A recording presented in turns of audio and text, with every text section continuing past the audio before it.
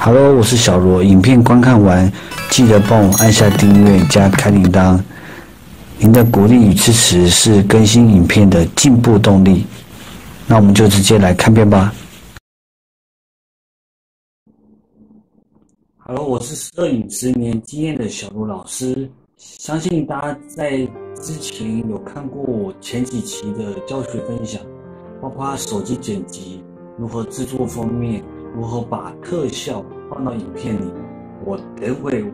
我用声音的方式来挑战，完成拍摄的有点类似像小短剧这样子。一起来看我的声音大挑战吧。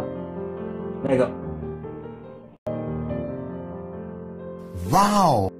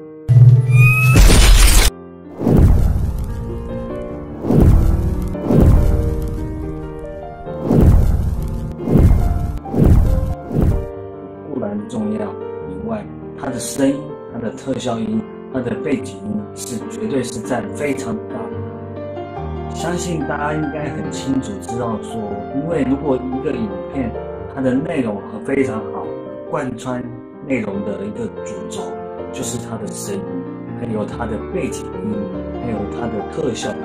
所以说，一个影片的质感是否是有拍出像电影般的大片，那一定是它的声音、它的内容。